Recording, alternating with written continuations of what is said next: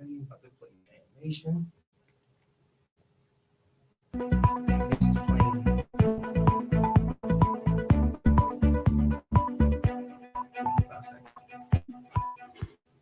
And we cut. Welcome to Morgan Now's special 2022 Election Day coverage. I'm Leah Davis. And I'm Kayla Cade. We are live in the newsroom covering Maryland's midterm election. Tonight, Marylanders will choose a new governor and decide on dozens of other candidates. Within the last 2 weeks, gubernatorial candidates Westmore and Dan Cox held their final campaign events. Westmore held his at Bowie State University on November 7th and Dan Cox on October 28th in Owensville. Let's take a look. We've just toured Fells Point, and I can tell you Baltimore is hurting. Every business owner I've talked to said that the crime issue is their top concern. How can they do business and how can they serve the people in the community if they don't have safety? That's why that's a pinnacle of my campaign. The focus of my campaign is to bring back safety to Baltimore City. Come together with me. Join us to make this Maryland's decade. We can and we will lead, and we will not just win an election tomorrow, we will win this decade. Look, folks, as I spoke about it last week, democracy is on the ballot. Political violence and intimidation on the rise all across America. And you remember January 6th, the angry mob that stormed the U.S. Capitol, attacked law enforcement, hunted down elected officials, erected gallows to hang Vice President Pence. But West's opponent supported that mob. He organized buses and paid for them to go to the Capitol because he thought the election was stolen. He tweeted Mike Pence was a traitor. Think about that. For Westmore, patriotism meant leaving his family and putting on a country's uniform and leading his soldiers in combat. His opponent paid me putting on a baseball cap, inviting people to attack the Capitol. You can't be pro-American and pro-insurrection. Voters filled their designated polling locations as polls opened at 7 a.m. today and will close at 8 p.m. Morgan Now reporters Damon DuBois and Randy Smith spoke with voters. Hello, my name is Randolph Smith. I'm with Bear TV, and I'm here today with Forrest Caskey. How you doing today, Mr. Forrest Caskey? So, what made you come out to vote for today? Well, I vote all the time, but I'm also like real scared that our country's kind of sliding into like a fascist, autocratic. It's a real scary time, so I will vote until that goes away. Great. Do you feel as though it's important for you to actually come out and vote, especially the ones that's over 18?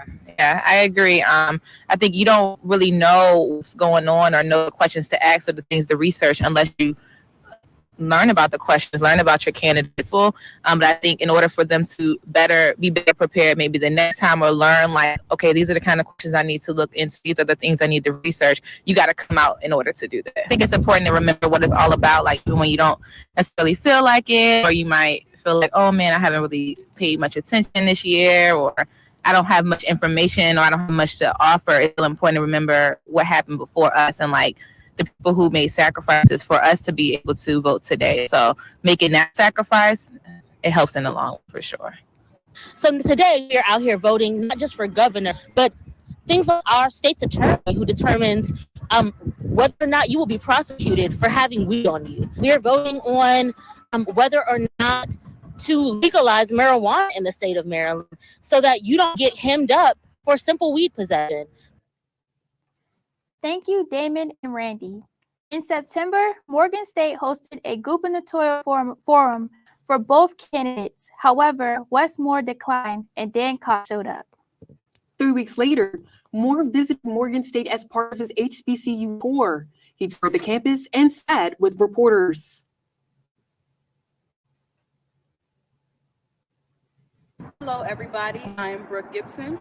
And I'm Zakia Jennings. And we're here at the Gubernatorial Forum.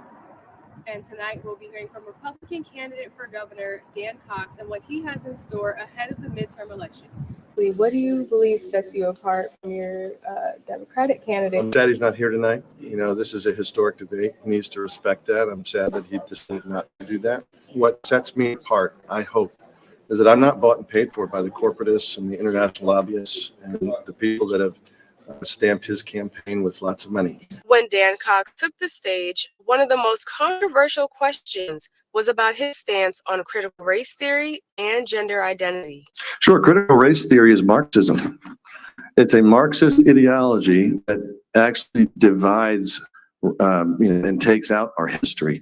You look at gender theory, I mean, this is universally concerning because we are smart enough to love one another and to help students that are struggling with gender identity crises without brainwashing or indoctrinating the entire student body and forcing girls to have to compete in college with persons born as males. Moderators asked Cox to clarify a tweet he made where he said he was co-hosting a bus to the January 6th insurrection. Did you or did you not provide financial or logistical support to those who traveled to the January 6th riot? Absolutely not. And let me explain. First of all, it was a rally, like I said, to hear the President of the United States speak. Secondly, when I said that I was co-hosting, what they did was they said, Delegate Cox is going to ride on the bus with his kids. I bought tickets. I did do that. Some students were critical of Cox's views. I think that particularly when he had lied about his facilitation of the buses to January 6th, worries me in what he might lie about in the future. Really a fan of him only because I didn't like what he said about transgender people as well. And also it didn't really make sense to me that he wanted to throw more police into the state of Maryland instead of fixing the issue. So I thought it was interesting, but me personally, I would not vote for him. Cox supporter Crystal Jenkins liked his stance on COVID closures. Fought to keep the churches open, which I was really upset that they closed the churches. For Jenkins, kitchen table issues are more important than national issues. Hey, you can talk about January 6th till you blue in the face. That's y'all issue. My issue is the fact that I got cousins that can't get a job. This is Morgan Now.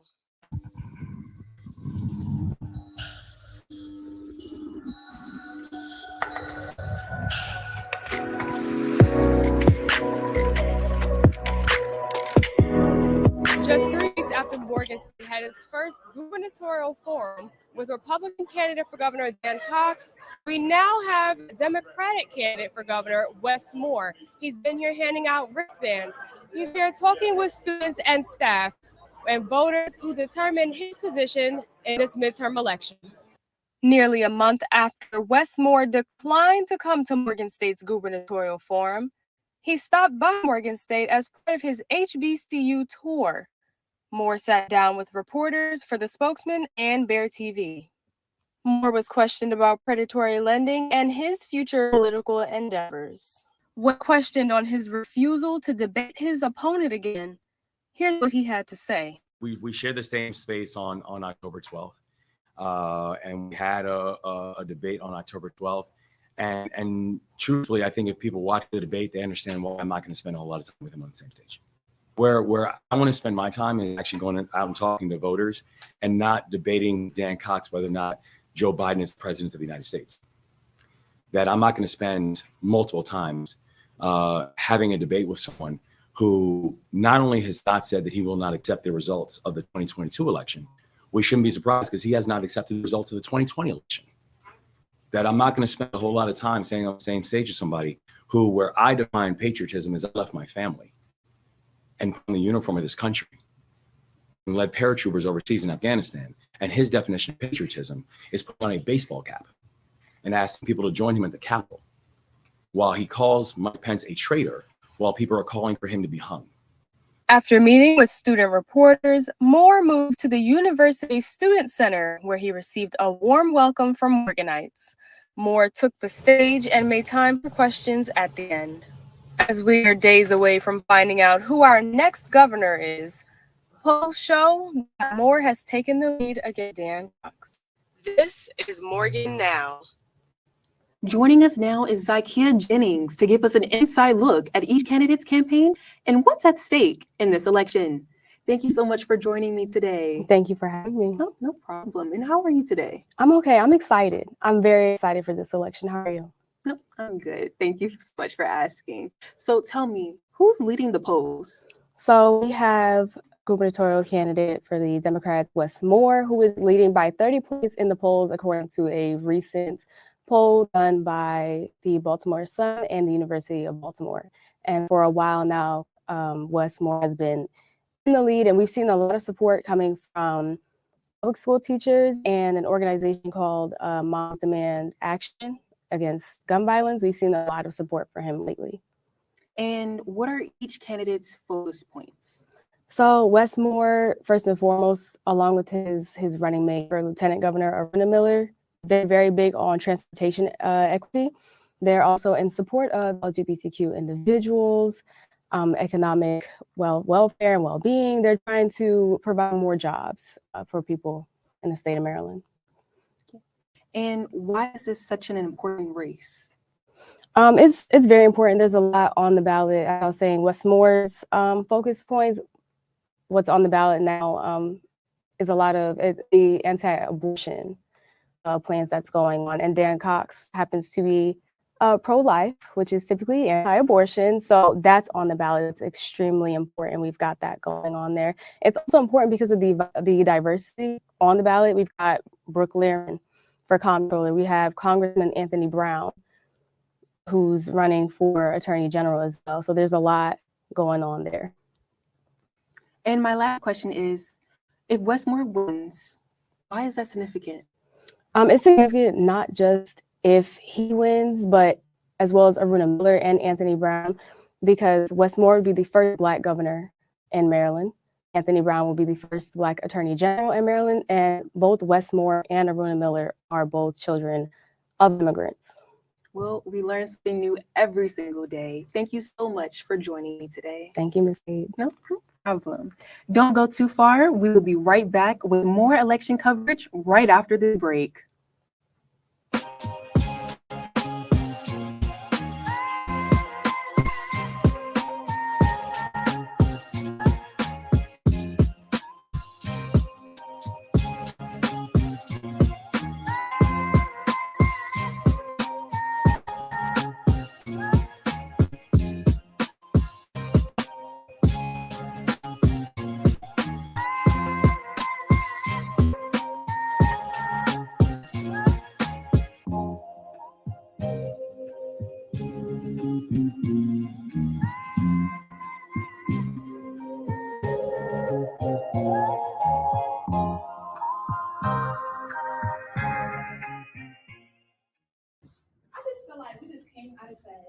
Yeah, another assignment. And like, that's crazy. You just did it. Exactly. That's what I'm saying. Like, I'm tired. Ooh, it's raining. Alright. But yeah, girl, I'm over it. Like, these professors really don't care. Like, I feel like it's just always some work to do. Right. And it's making me stressed. Like, very. Yeah. I'll see you later, girl. See ya.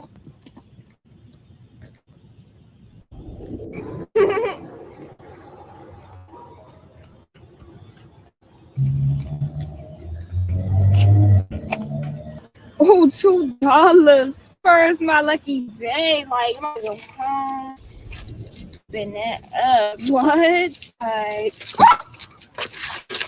see, ladies and gentlemen, this is why you should never walk alone at nighttime. If you see any suspicious people or activity, call 911 immediately. Hello, and welcome back to Morgan Now's 2022 Election Day news coverage. I'm Kenny Dejanay. And I'm Tyra Bristol. Before we continue, here's some more coverage of voters at the polls. Morning, this is Damon Bowles of Bear TV, and I am here with Anna Forbes. Hi, Ms. Forbes. So glad you came out here today. My first question to you is, why did you come out here to vote today?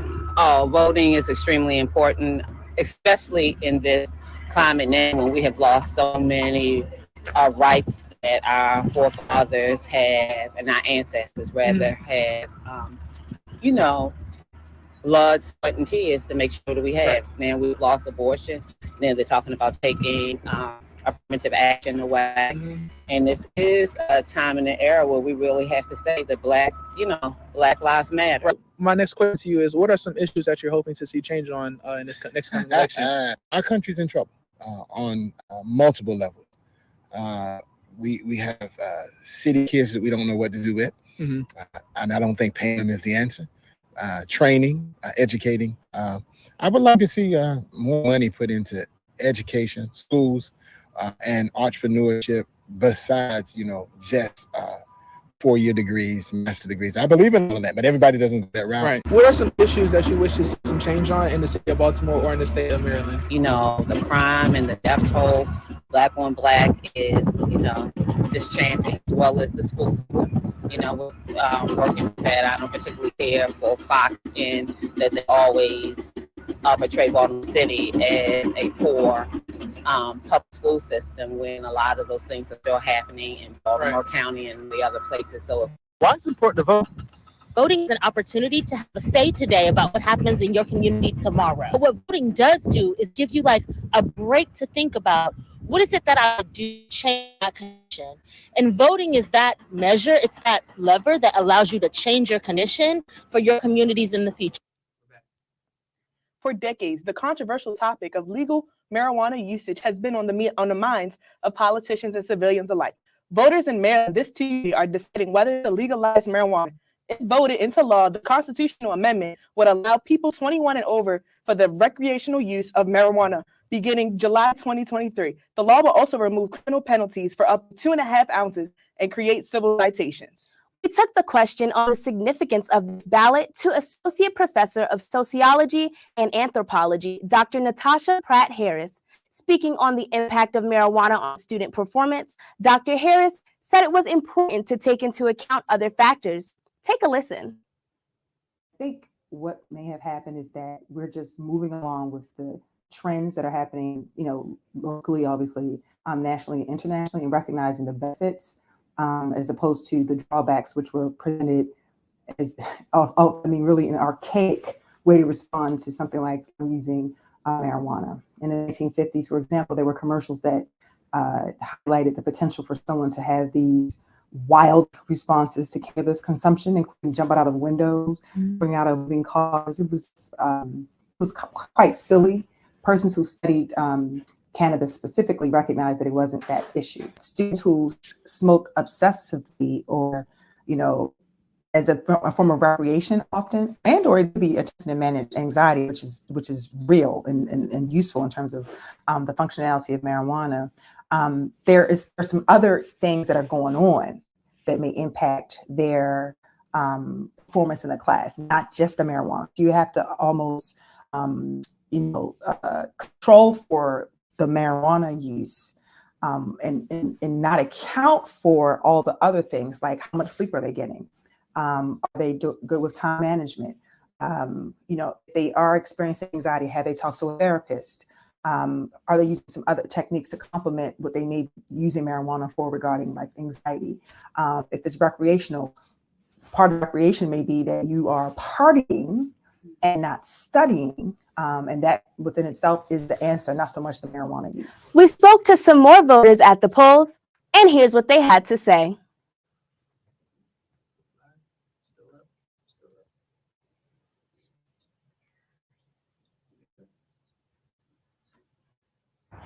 So what brought you out to vote today? Because I want to be part of the solution and not a part of the problem. And I feel like voting can help a way for us to change. To be honest, a lot of the causes that were on the voting ballot were more localized, and I'm in this area, so I didn't know a lot of those. But the one that stood out, and to some people that I know, recommended that, well, they cared about the legalizing cannabis vote, and I agree with legalizing it because from what I feel like I know about it, it's not much more serious than alcohol or cigarettes, and so there's no need to be jailing people and people's lives over what a select group decided should quote unquote be illegal. And I'm saying that as someone who's never smoked a day in my life. Basically equal rights. Everybody's human. People like transgender people, gay people, other people, just minorities in general. Nobody's lesser than anybody else.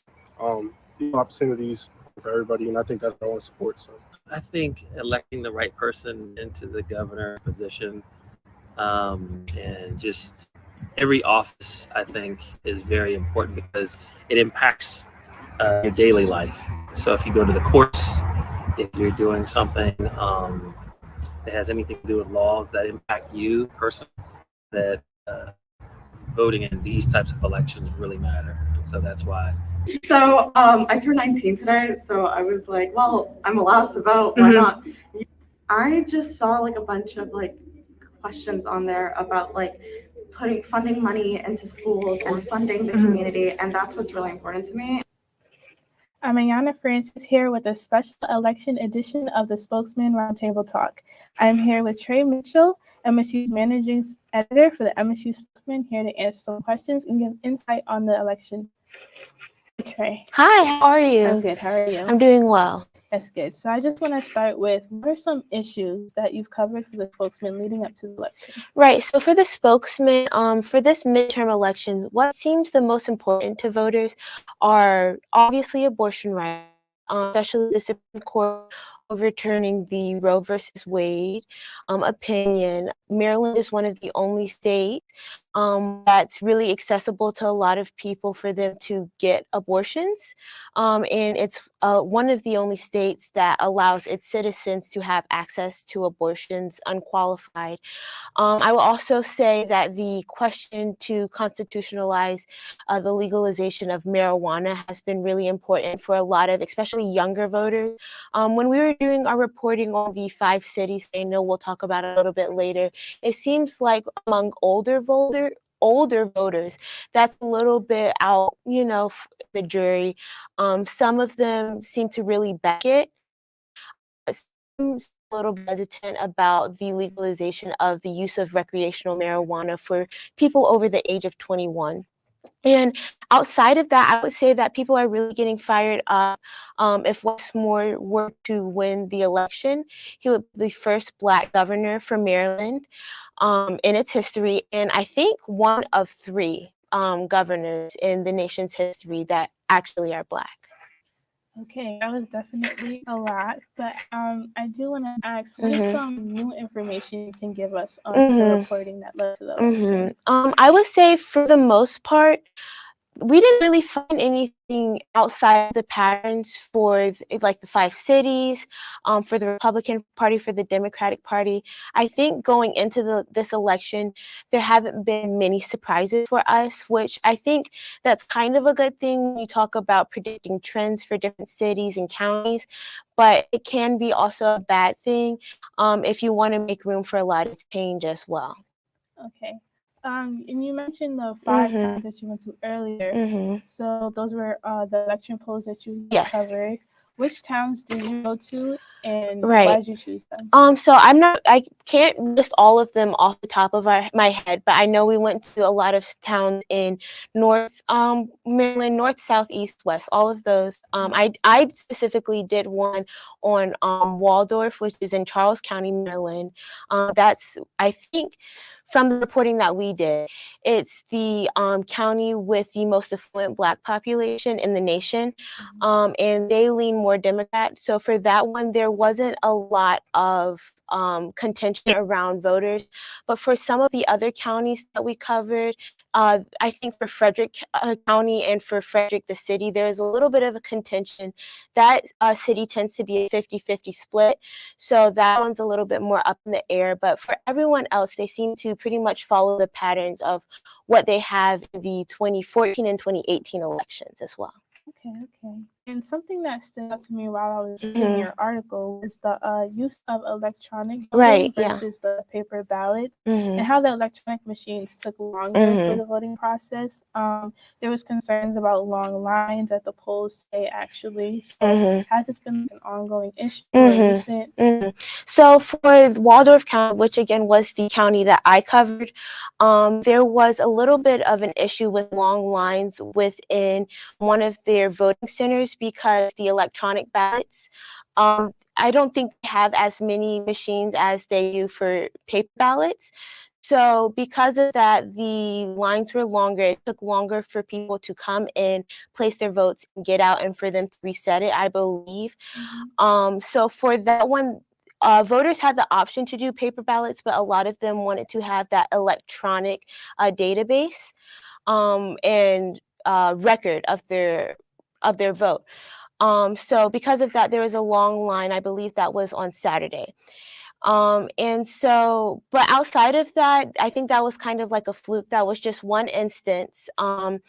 The NAACP in Charles County sent a letter to the Board of Election for Charles County and complained about the long lines. They did a research, came back that there wasn't as many issues as they thought.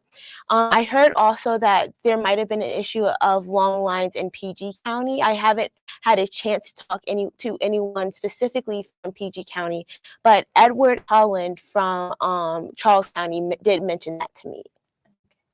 And my last question, in your article, you mentioned the letter written by NAACP about potential voter suppression, and because of this caused long lines. So is this a concern in Maryland, which you basically asked?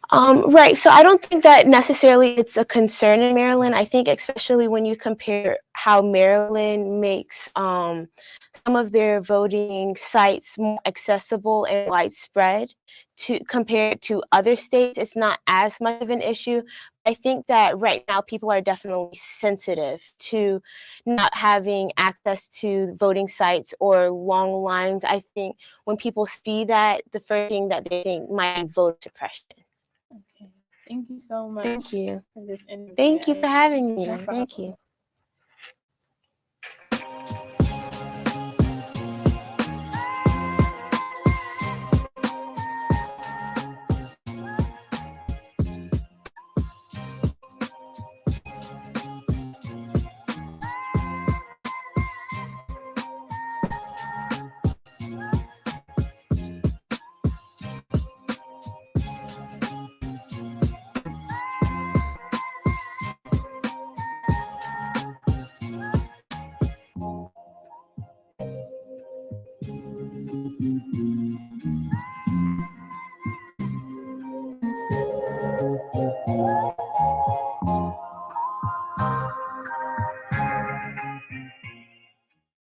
I just feel like we came out of class. We got another assignment. And that's crazy. You did it. Exactly. That's what I'm saying. I'm tired. Oh, it's raining. But yeah, girl, I'm over it. Like, these professors just really don't care. Like, I feel like it's just always some work to do. Right. And it's making me stressed. Like, Very. yeah. I'll see you later, though. Yeah.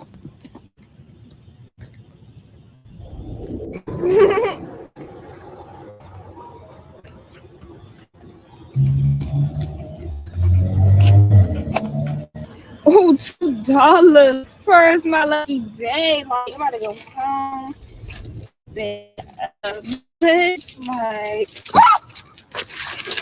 see, ladies and gentlemen, this is why you should never walk alone at nighttime. If you see any suspicious people or activity, call 911 immediately. There's 1 hour left before the polls close in Maryland. If you haven't voted yet, you still have time. There will be a live election result coverage on WEAA 88.9 FM and The Spokesman. Thank you so much for joining us for this special More Now Election Day coverage, and have a great night.